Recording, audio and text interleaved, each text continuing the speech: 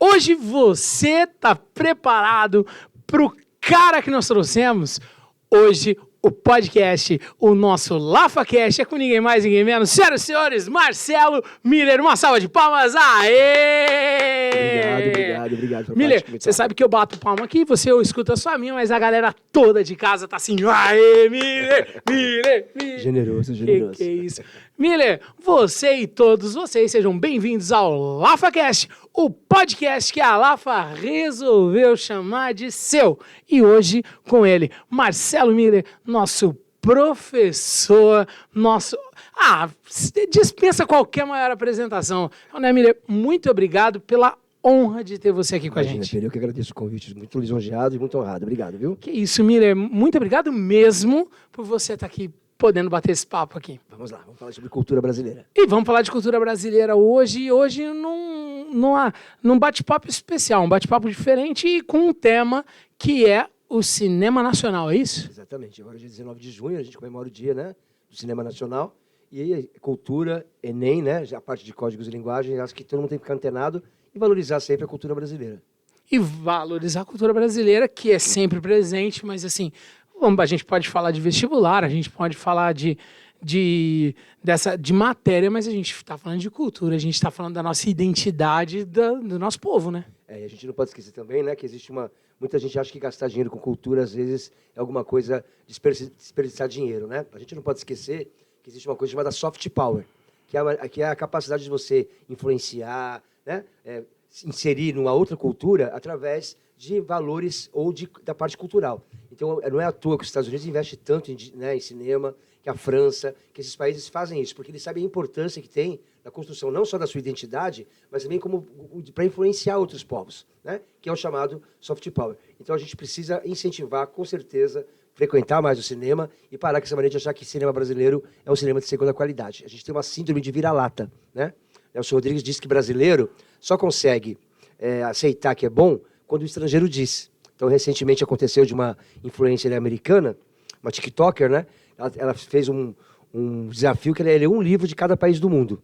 E quando ela chegou no B, ela chegou no Memórias Póstumas de Brás Cubas. Ela falou assim, o que eu faço agora? Por que vocês me avisaram que era o melhor livro do mundo? O que eu vou ler agora daqui para frente? Tem que chegar até o Zimbábue. Agora, né? chegar até no Zimbábue e no B eu já descobri que era o melhor livro do mundo. E aí todo mundo agora está falando desse livro. Há quantas décadas a gente está avisando que o texto é maravilhoso? Mas precisou de um estrangeiro, né, confirmar que a gente é bom para a gente aceitar. Parece que enquanto a gente não ganhar esse Oscar de melhor filme estrangeiro, a gente não aceita que nossa filmografia é sensacional. Porque é sensacional, a gente tem feito produtos com qualidade, mas a gente também às vezes fica querendo bater com superproduções, com blockbuster, né? Tem essa... Vamos combinar que é desigual, né? O orçamento. É o orçamento, né? Isso, é o que eu ia chegar nisso, é no orçamento, porque é uma questão de orçamento isso. E né? não é só isso, né, Piero? A gente não é um país só de 100 terras, a gente é um país de 100 telas. É que a gente pensa na realidade paulista, mas o Brasil é um país que tem pouquíssimos cinemas. O Acre inteiro tem menos que 20 salas de cinema. Se você pensar isso, só os shoppings de Ribeirão Preto... Sério? É sério. Tudo bem, não? A gente é um país de 100 telas. Esse dado é um dado preocupante. Preocupante. Então, e a gente imagina que essas 20 salas devem estar todas nos shoppings da capital, Rio Branco. Né? Então você imagina, então é um país inteiro que tem pouquíssimas salas de cinema. Pegar Ribeirão Preto tem Tanto mais do que isso. Você tinha muito mais bilheteria nos anos 70 do que hoje em dia. Porque você tinha muito mais salas de cinema que fecharam, né? A maioria virou igreja evangélica, outros espaços culturais, né? A gente tem aqui o Cauim, que resiste aqui em Ribeirão Preto, mas a gente sabe que a maioria dos cinemas de rua fecharam no Brasil. Então a gente é um país de 100 telas, né? E aí o que acontece? Quando é um lançamento de um filme da Marvel, etc., né? São 6 salas no cinema, 5 pegam... 5 pegam esse blockbuster, e aí tem filmes, essa superprodução. E aí tem filmes brasileiros que são premiados, foram para festivais e nunca foram exibidos. Então você imagina a frustração que deve ser de um diretor, porque um filme envolve, pelo menos, mobiliza 5 anos da vida dele, né? Sim. Você tem investimento, e aí eu concordo, tem investimento público, né? E um cinema e um filme que nunca passou na tela brasileira. Que nunca passou na tela. Porque não tem sala. Tanto é que a gente tem cotas, né? Agora é uma lei, é obrigatório ter uma cota de número de filmes brasileiros por ano. Só que aí o que acontece? O pessoal, para poder suprir essa cota e se livrar do BO, eles fazem o quê? Eles fazem como acontece aqui em Ribeirão, a Semana do Cinema Brasileiro. Uma sessão segunda à tarde, uma sessão segunda à noite. Uma terça à tarde, uma terça à noite. Passam 10 filmes na semana, Mata a cota. Bateu a cota e passa uma vez só. Mas é essa a questão da cota, né? Que aí eu jogo ali, eu resolvo meu BO ali, tá certo? E tá tudo certo. E aí o que acontece? Às vezes é difícil um filme conseguir ficar mais que 2, 3 semanas em cartaz brasileiro. Né? Por isso que eles pedem sempre a gente na primeira semana ir assistir ao filme para dar, né, repercussão, ter buchicho e o filme conseguir ficar mais do que uma semana. Porque é raro um filme ficar mais do que uma semana em cartaz. Certo. E o filme brasileiro, ele sempre existiu e sempre foi muito valorizado, né? Então, essa data de 19 de junho é por causa da primeira vez que um filme brasileiro foi exibido. Foi em 1898. Certo. Né? Eram 2 irmãos italianos, os irmãos Segreto, né? Já tinham passado filmes no Brasil, mas filmes estrangeiros. Eles estavam vindo da Itália com um mecanismo, né, com a aparelhagem para filmar, e eles filmaram a chegada deles à Baía de Guanabara. Então, o primeiro filme brasileiro é uma filmagem da Baía de Guanabara, eles chegando ao Rio de Janeiro. É por isso que essa data é a data do cinema nacional. E esse primeiro filme, então, é um curtazinho, é um curtazinho. Só a paisagem passando, só. Só a paisagem. Não tem uma narrativa, né? Só a primeira filmagem do Brasil. Certo, que eles vão montando. Então, assim, o filme, quando a gente fala de filme, a gente está falando do filme, o longa-metragem, o curta-metragem. E qual é a importância dos meninos ali de se conhecer toda essa história, assim, de conhecer todo esse perfil. Você que trabalha com a literatura, você que trabalha com... essas adaptações, são válidas? Então, né, Piero, a gente costuma dizer que o artista é aquele cara que tem um radarzinho ligado, né? Ele fica 24 horas, ele é uma esponja, né? Ele pega o que está acontecendo. Então, se eu acompanhar a história do cinema nacional, eu acabo tendo uma história do século XX. Certo. Né? Quer dizer, o tipo de filmes que aconteceram durante o regime militar, o filme que acontecia durante o Estado Novo, os 50 anos em 5 do Juscelino Kubitschek. Você vai pegando a filmografia, você vai acompanhando a história do Brasil. Então é uma maneira gostosa, inclusive, de estudar a história. Você vai pegando a história, vai trazendo e vai conforme o cinema. Mas o cinema nacional, ele sempre foi subsidiado pelo governo. Nem sempre. As primeiras filmagens eram produções financiadas pelo próprio diretor. De que maneira que eles conseguiam fazer isso? Também, claro que era outro orçamento, né? Era outro tipo de exigência, né? De cenário, de figurinos, né? Você tinha muito menos, a produção era muito menor, né? Mas era assim, tudo feito na labuta mesmo, no suor. Hoje em dia, porque hoje em dia, se a gente não...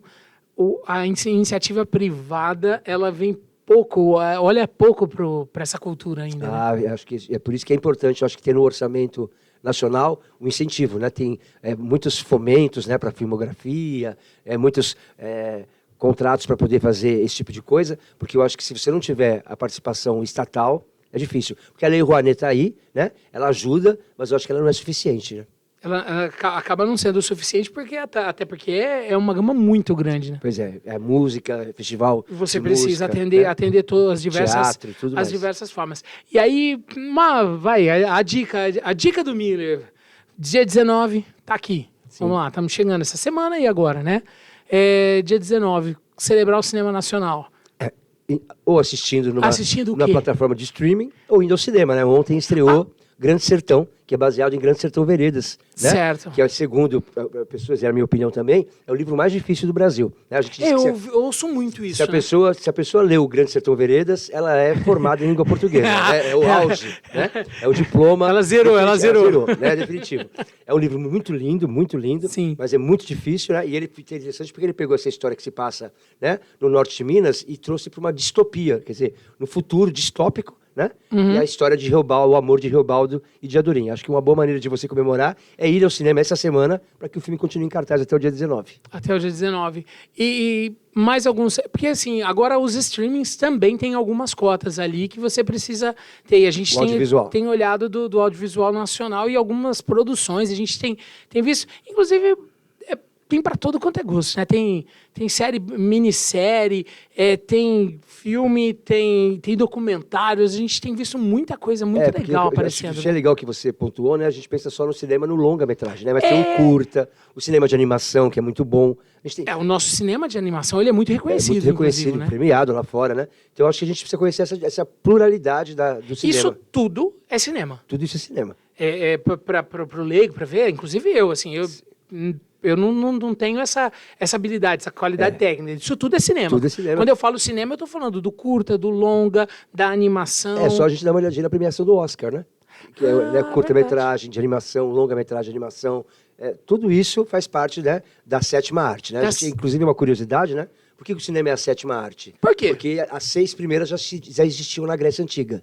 Escultura, pintura, música, dança, teatro. Então, as 6 primeiras vêm da Grécia Antiga. Vem da Grécia. A sétima arte é o cinema que veio depois. Veio depois. Agora, hoje em dia, a gente tem a 8ª arte, que é a fotografia. E aí, hoje em dia, a gente já considera aí que tem umas 11 ou 12, né? Histórias em quadrinhos, arte digital, né? Para alguns, gastronomia, né? Para alguns, arquitetura. Mas a gente tem outras artes hoje em dia. Mas as mais tradicionais são a escultura, o teatro, né? A pintura, né? A literatura e o cinema, que é a sétima arte.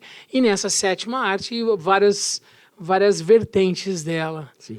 E a gente montando... Então, assim, o filme nacional... e aí a gente vê alguns artistas nacionais despontando até fora do Brasil hoje, né? A gente tem, né? A gente tem a Alice... Braga. Alice Braga. Nós temos aí o rapaz que fez o Capitão Nascimento, o Wagner Moura. O Wagner Moura lá de Pablo Escobar lá. Ficou bacana demais. Verdade. Então a gente tem bastante, o Rodrigo Santoro também fez muitas produções lá fora, né? Então a gente tem bastante. Tem até a menininha que fez, não é da Marvel, né? O outro lá, a menininha. Como chama? A Bruna Marquezine lá, que fez o super-herói lá. Exatamente, né? Bacana, bacana. Gosta, não gosta, mas chegou lá, né? Chegando, porque é difícil a questão da linguagem, né? A língua acaba sendo realmente sempre um desafio, né, muito grande, né, fazer um inglês no nível de fazer uma produção, né, de maneira solta e natural, tem que ter um bom nível de inglês, por isso que acaba me atrapalhando um pouquinho. Um bom nível e um nível nativo, né? Nativo, Isso acaba dificultando bem, né? Sim. Mas eu acho que é legal, assim, para a gente comemorar o dia 19, fazer assim, uma passagem um pouquinho pela história do cinema nacional, né? Então eu acho que a gente começa tudo ali em 1898, né? E a gente já teve as nossas 2 Hollywoods, né? Nos anos 40 e nos anos 50, a fila para ver filme era para ver filme brasileiro. Nós tínhamos a Vera Cruz, que era em São Paulo, São Bernardo do Campo, e a Atlântica, que era no Rio de Janeiro. Então todo mundo fazia fila para ir ao cinema para assistir a chanchada. Então o que é uma chanchada? A chanchada é um filme tipicamente brasileiro, é uma comédia musical. Nessa, em geral, era lançada em dezembro, e era onde aparecia a marchinha de carnaval do carnaval seguinte. Então, se você não fosse ao cinema, você não saberia cantar a música que ia fazer sucesso no baile, o macetando da época, tá certo ou não? E aí o que acontecia? Então, as filas eram para assistir cinema brasileiro, e isso preocupou o cinema americano. Você sabe que hoje em dia o único país do mundo em que a produção nacional é superior em bilheteria à americana é a Índia. É o único país do mundo em que é a Bollywood, né? Então, por que isso aconteceu? Não só pela qualidade do cinema americano, que é inegável, mas porque o cinema americano, como todo o maquinário, os produtos químicos, tudo era americano, o que eles começaram a fazer? Eles começaram a fazer deliberadamente sucatear os estúdios de cinema dos outros países, para não ter concorrência. E o que aconteceu? Né? Como você quebrava uma câmera, você não conseguia consertar. Queimava uma lâmpada, você não conseguia trocar. Aí aumentaram os impostos dos produtos químicos. E isso foi pouco a pouco sucateando os 2 estúdios, e os 2 estúdios quebraram.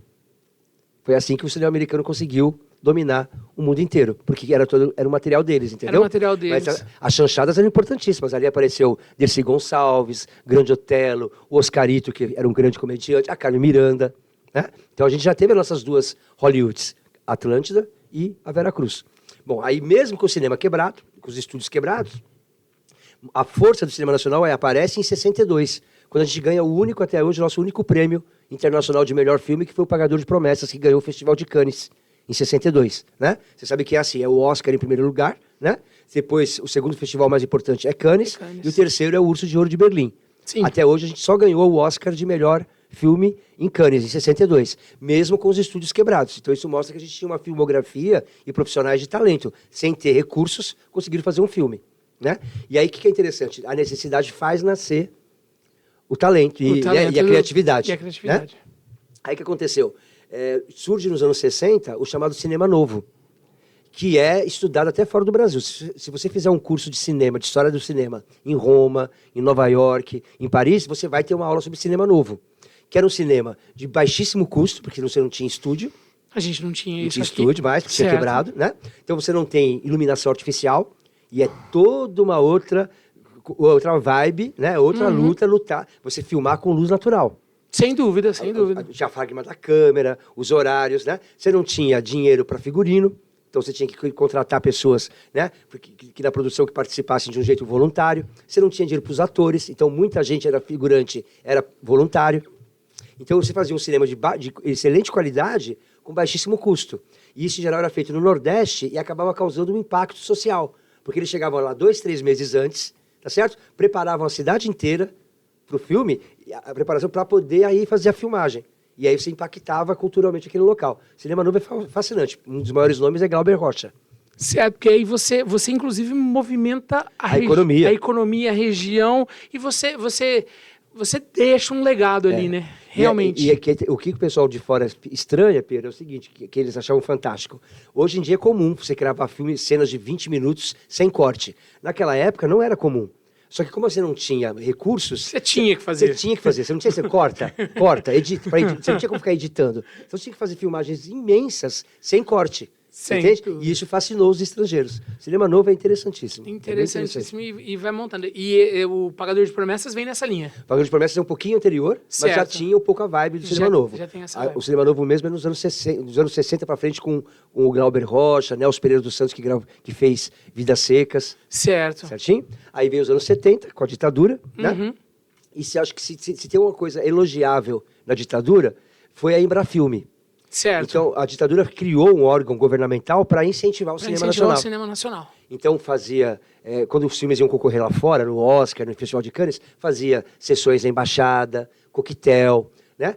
Pagava a tradução do filme, a dublagem do filme, os cartazes do filme, tá certo? Então, tinha um órgão que se incentivava que os outros vissem o cinema, porque você tem que fazer lobby. Você tem que fazer o lobby. Se você não fizer lobby, você não consegue ganhar nada, né? E aí, nos anos... O que fazia sucesso nos anos 70? De um lado, a porno chanchada. Então, chanchada era uma comédia musical. Então, nós vamos ter agora a porno chanchada. Que não tinha nada de explícito, que tinha censura, certo. Mas era uma comédia com uma pitadinha ali, né? De safadeza, de malícia, tá certo? Então, que vão ser as grandes bilheterias, né? Você sabe que os filmes, a maior bilheteria do cinema brasileiro era dos anos 70, Dona Flor e seus 2 maridos. Foi batida agora nos anos 2000 pelo Tropa de Elite. Certo. Então você imagina, demorou 40 anos. Olha como tinha mais sala de cinema nos anos 70. Bem, fazer 1 milhão, 2 milhões, 10 milhões de espectadores nos anos 70 era coisa fácil. Nossa. Hoje em dia, para o cara conseguir 1 milhão é um milagre. Você tá maluco. Você entende? Então, dos 10 maiores bilheterias do cinema brasileiro, com certeza 6 pelo menos são dos anos 70. Então você tinha Porno Chanchada, você tinha do outro lado o Mazzaropi.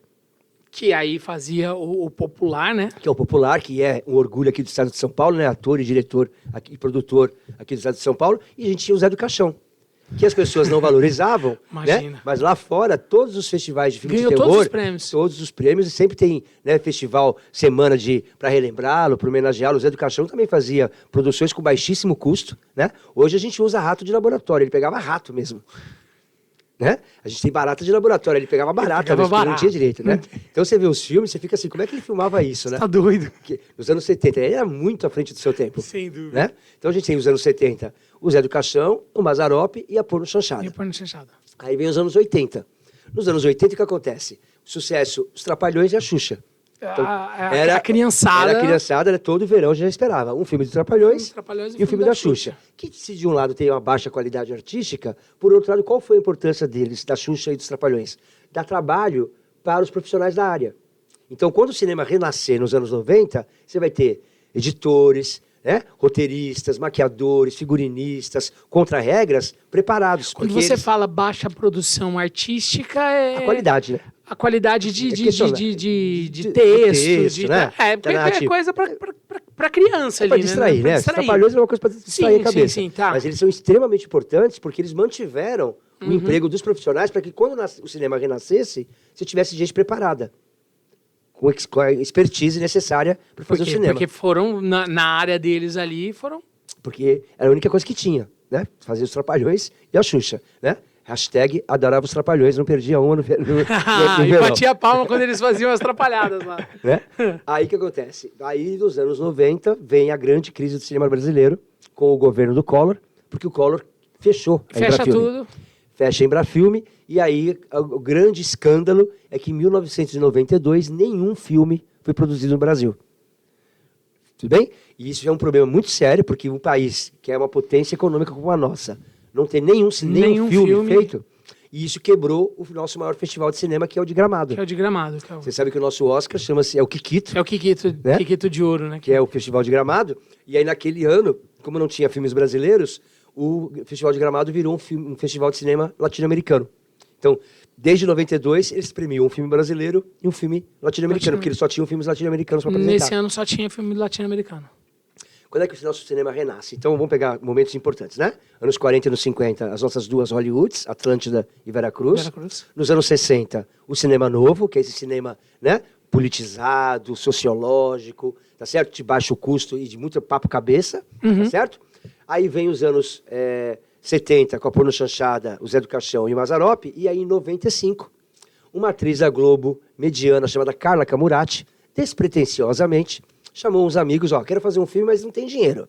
Vamos fazer um trabalho de amigo aí? E filmou Carlota Joaquina. Carlota Joaquina. E aí a gente chama esse filme é chamado como Retomada.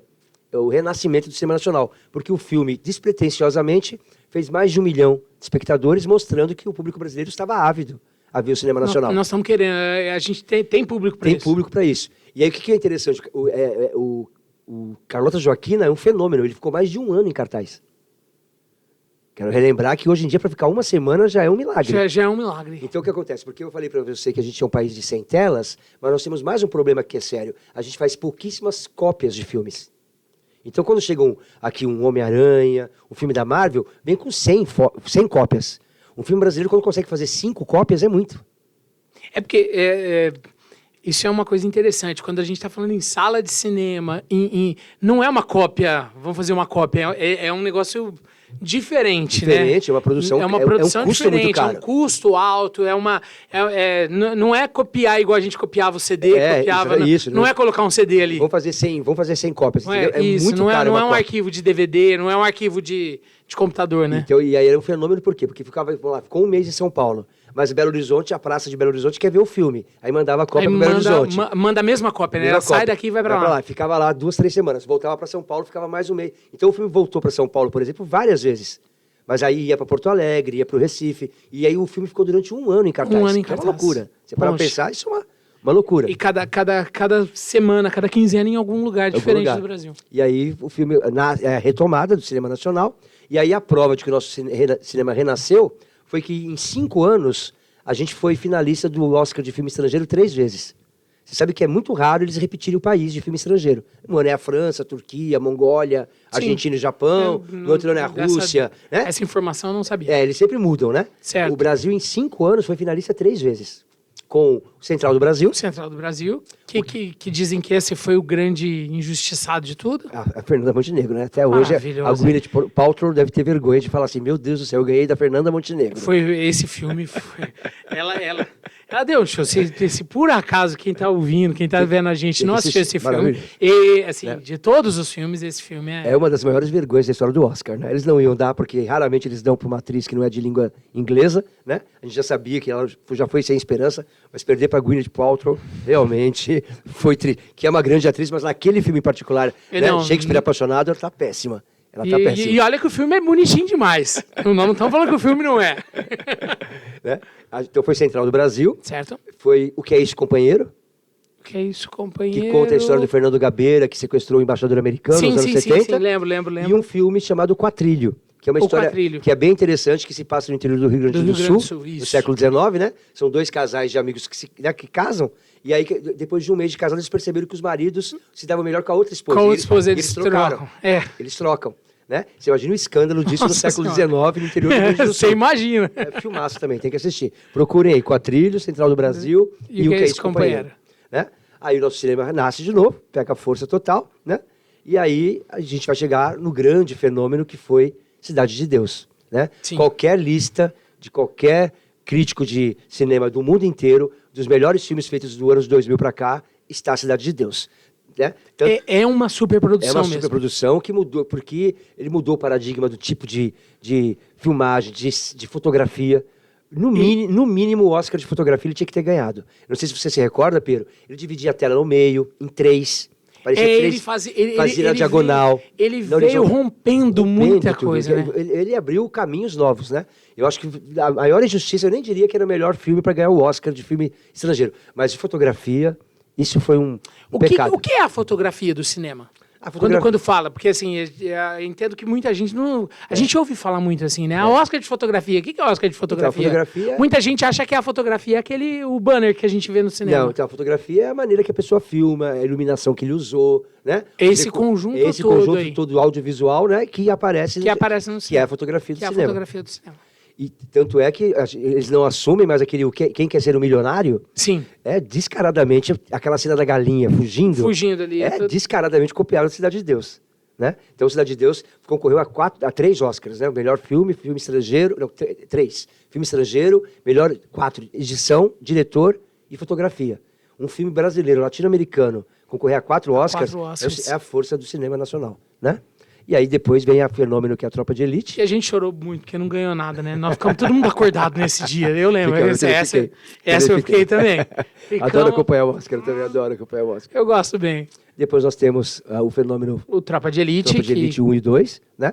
Só que, só uma curiosidade, Tropa de Elite não é a nossa maior bilheteria. Nossa maior bilheteria brasileira... Não é? Não é. A maior bilheteria do cinema nacional é um filme sobre a vida do Edir Macedo. Aquele da prisão lá, nada a perder lá. Porque, e aí me desculpem, não é nada contra a Igreja Universal, mas como é que eles conseguiram bater o recorde? Eles compravam todos os ingressos e davam, então você ia em sessões, você ia comprar o ingresso, não tinha, mas a sala estava vazia. A sala estava vazia, porque foi comprado, tá. Deu pra entender? E aí então ele conseguiu comprar todos os ingressos e fez ser a maior, oficialmente a maior bilheteria do cinema nacional. Bilheteria, tá. Regras do jogo. Regras do jogo. É do jogo. Certo. Pode não ser ético, mas é legal. Certo, Não é ilegal. O que eles fizeram não é ilegal. Não é ético, mas não é Eles deram, o pessoal não foi. Não foi, é isso. Ok. Então, oficialmente, a nossa maior bilheteria é a vida do Edir Macedo, a biografia, né? Chamado Nada a Perder. Eu falo da prisão porque tem acho que ele foi preso, tem um bom tempo preso, exatamente. O folder, né? Mas o Tropa de Elite, ele quebrou muito, né? A mesma mudança que teve o Cidade de Deus, o Tropa de Elite veio na mesma... Porque ele foi um blockbuster, né? Foi um blockbuster e eu acho que também a questão de... o ritmo, né? A agilidade. O jeito de gravar. A música, né? A coisa de associar eu que sou muito ligado, eu que sou músico, fiquei... É uma coisa quase videogame, né? É uma musicalidade de videogame que vai deixando você... o tempo inteiro, né, antenado, pilhado, né? Exatamente. Sem falar também a qualidade da interpretação dos atores, né? A gente assiste, bom, tô aqui não é por acaso, eu adoro podcast, vejo, e até hoje, né, vejo o pessoal gravando, o pessoal falando, tava vendo um podcast com o cara que treinou o Wagner Moura, falando, né, que é um doce de pessoa. Sim. E a preparação, e o início da preparação foi muito difícil, porque no começo o cara falou, não dá conta, ele não vai dar. Ele não consegue ser esse sargento, esse cara. Ele não vai conseguir. E aí o cara falou, você tem que fazer ele ser. E aí foi. Aí contando até a hora que ele tomou um soco do Wagner Moura. Que ele falou, agora eu achei o seu Capitão Nascimento. E aí foi. Interessante. Falei, cara, que fantástico, que trabalho que você tem que ter. E como ser ator é uma profissão fascinante, né? Eu acho que... Ninguém se... os atores a gente tem inveja, né? Porque eles são múltiplos numa vida só. Numa vida só. Quem não quer que seja isso, né? Quem não deseja isso? Você tem que se transformar, virar. Eu tenho a sensação que as pessoas falam mal de artista de inveja, sabia? Porque eles têm a vida que a gente queria ter. Eles têm a vida que eles queriam ter, né? Além de fazer tudo isso, ainda pode, né? Ganhar camarote na Sapucaí. Nossa, tá Senhora! Ganhar um monte de recebidos, tá certo? E ainda beijar, né? O Cauã Raymond de Rodrigo Santoro, tá certo? Não? Esse é o Miller. Faz sentido. E ainda você sair por aí. E ainda sair por aí, entendeu? Então a gente tem inveja dos artistas, porque eles conseguem fazer aquilo que todos nós gostaríamos, né? Ser múltiplo, ter mais de uma vida, né? Experienciar outras vidas. E é até um bonito trabalho, né? Porque você tem que se colocar no lugar do outro, né?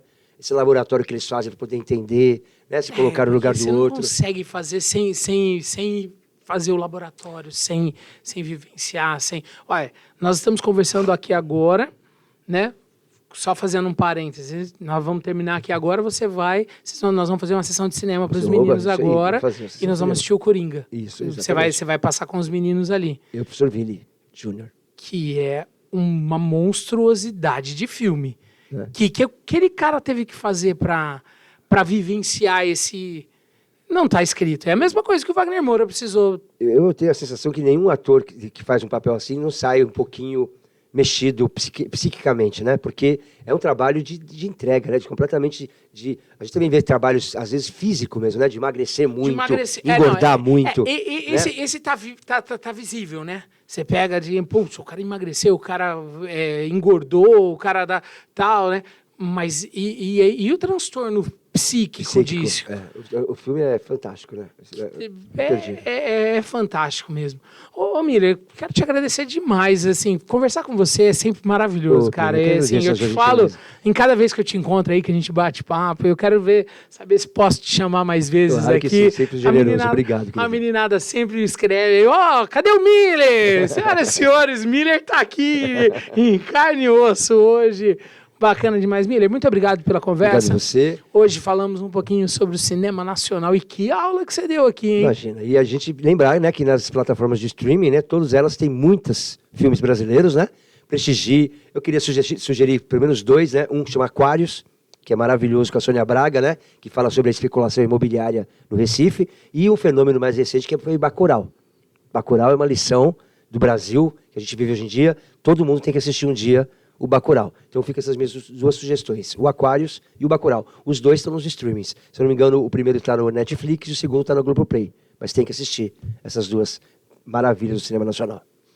Combinado, então. Então, pessoal, muito obrigado por ter ficado até aqui. Senhoras e senhores, Marcelo Miller, valeu. E esse foi o LafaCast, não esquece aí, o podcast que a Lafa resolveu chamar de seu.